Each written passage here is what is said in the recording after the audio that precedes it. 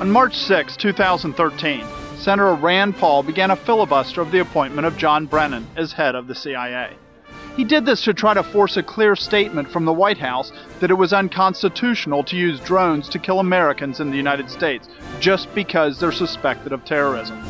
His argument is that it's a clear violation of the Fifth Amendment to the Constitution, which guarantees due process.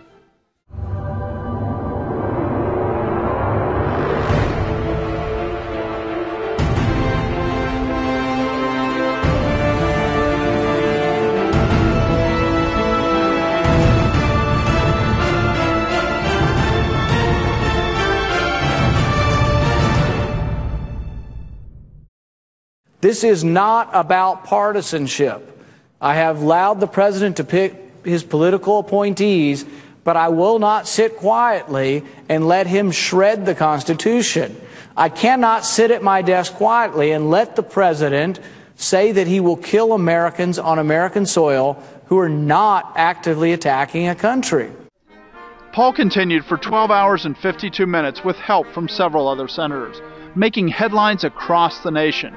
Soon after Paul finished, Attorney General Eric Holder sent a letter saying the White House would not use drones to kill Americans not engaged in combat. Senator Paul's nearly 13-hour speech is impressive, but there have been other occasions when senators have spoken even longer on the issues that they have seen as extremely important. The term filibuster comes from the Dutch word Filibuster, meaning pirate or robber, which word is also the root of freebooter. It was used to refer to William Walker, who led a group of Americans to Nicaragua in 1855 to aid in a revolt to overthrow the government. For a time he was successful and was able to take leadership of the nation, but his regime was ended when he was attacked by the surrounding nations.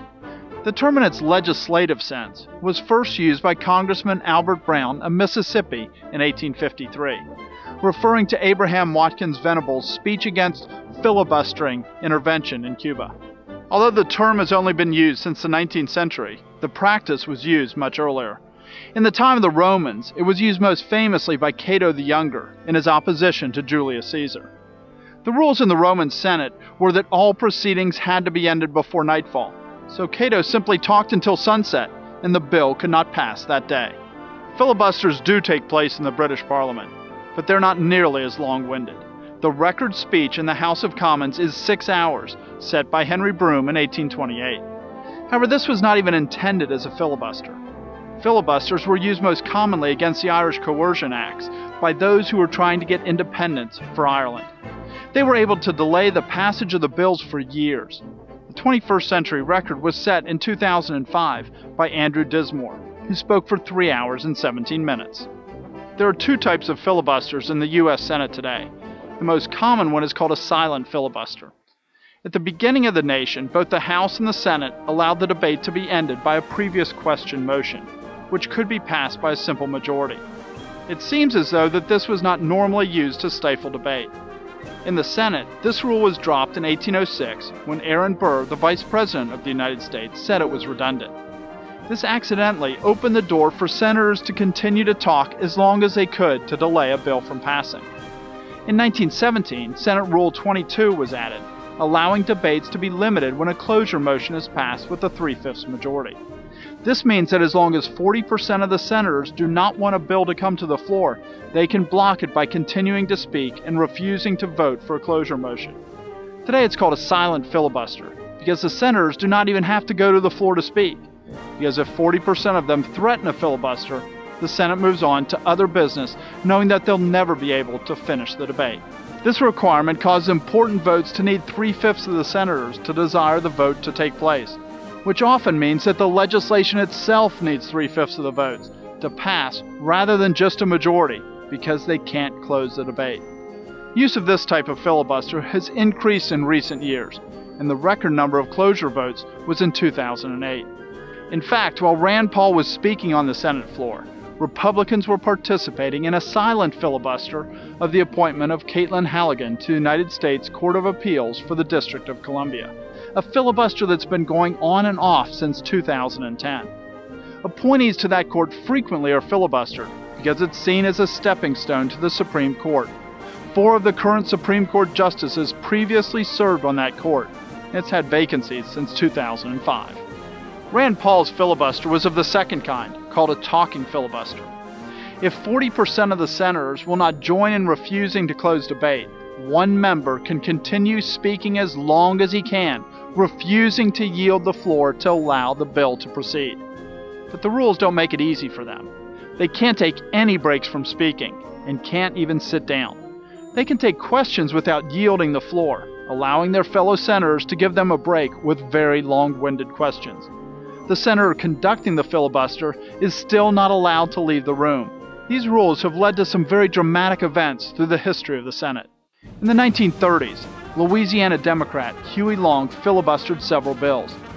In arguing against a bill he believed was unfair to the poor, he recited recipes for salad dressing and discussed at length the best way to fry oysters. His most famous filibuster was on June 12, 1935, used against a bill that would give jobs under the National Recovery Act to his political opponents. He was able to speak without stop for 15 hours and 30 minutes. Running out of things to say about the bill, he offered to give advice on any subject someone requested. No other senators would give him anything to talk about, but people in the galleries sent down notes giving him more topics to speak on. In 1953, independent Wayne Morse of Oregon set a new record by filibustering for 22 hours and 26 minutes against the Tidelands oil legislation. Senator Strom Thurmond broke this record 3 years later by filibustering the Civil Rights Act of 1957 for 24 hours and 18 minutes, a record which remains unbroken to this day. Thurmond was from South Carolina. The bill he was opposing was designed to prevent discrimination against black voters in the South by prohibiting intimidating anyone on any voting issue. The Southern Democrats had agreed not to filibuster the bill, but Thurmond decided to do it on his own. He came prepared, bringing food, water, and lozenges with him. He also spent time in a sauna, dehydrating himself so he wouldn't have to use the bathroom. Most filibusters end around the 12th hour because of the need to use the restroom. His 24-hour speech included reading aloud the voting laws of each U.S. state, George Washington's farewell address, the Declaration of Independence, and the Bill of Rights. Cots were brought in from a hotel so that the other senators could sleep without leaving the chamber. He was given a break about 4 hours in by Barry Goldwater. Goldwater asked him how long he could continue without using the restroom, and Thurmond said only about another hour.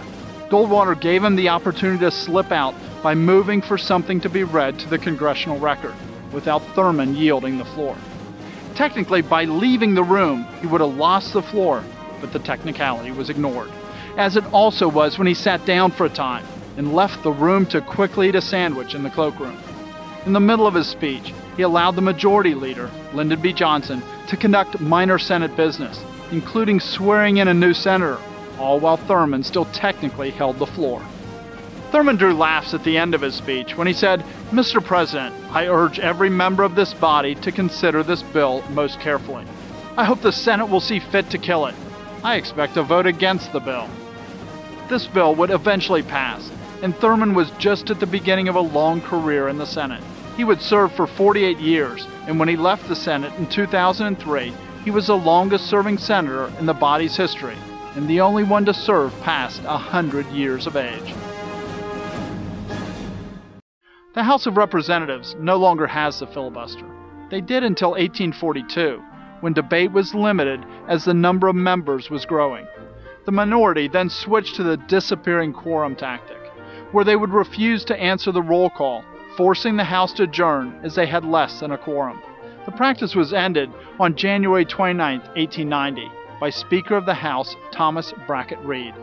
163 Democrats had refused to vote on a bill to decide a contested West Virginia election.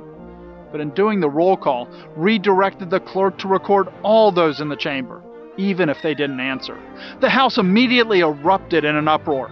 The Democrats rushed for the doors to escape the room, but found them locked. They all shouted for recognition, calling Reed a tsar and a tyrant. They tried to hide under their desks so that they couldn't be seen, but all to no avail. After several more days of wrangling, the bill was passed, and the rules were amended to outlaw the disappearing quorum. Constitutionally, it makes sense for the Senate to have the filibuster, but not the House. In the original Constitution, the Senate represented the states and the House the people. The Senate was intended to be a more mature and deliberative body, which is why the members' terms were 6 years rather than 2 as in the House, and they had to be 30 years of age rather than just 25. They also had longer citizenship requirements. The most famous filibuster didn't even occur in the Senate. It was in the 1939 film, Mr. Smith Goes to Washington. Junior Senator Jefferson Smith, played by Jimmy Stewart, talks for 24 hours against the corruption in the Senate, which was about to get him expelled. Well, I guess the gentlemen are in a pretty tall hurry to get me out of here. The way the evidence is piled up against me, I can't say I blame them much. And I'm quite willing to go, sir, when they voted that way. But before that happens, I've got a few things I want to say to this body.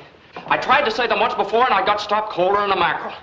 Well, I'd like to get them said this time, sir. And as a matter of fact, I'm not going to leave this body until I do get them said. In other words, I've got a piece to speak. And blow hot or cold, I'm going to speak it. Half of official Washington is here to see democracy's finest show, the filibuster. The right to talk your head off. The American privilege of free speech in its most dramatic form. The least man in that chamber, once he gets and holds that floor by the rules, can hold it and talk as long as he can stand on his feet. Some see the talking filibuster as a waste, as a useless obstruction of the Senate to prevent it from getting real work done. But this is far from true. The filibuster is important because it gives the opportunity for one man to make his case heard. The ultimate goal in a filibuster is not to prevent the bill from passing. A dozen hours one way or the other normally will not make that much of a difference. The purpose of a filibuster is for one senator to bring his argument before his colleagues and the nation by making a dramatic stand and saying this issue is so important that he's willing to stand on the floor of the Senate for hours to make sure his argument is heard.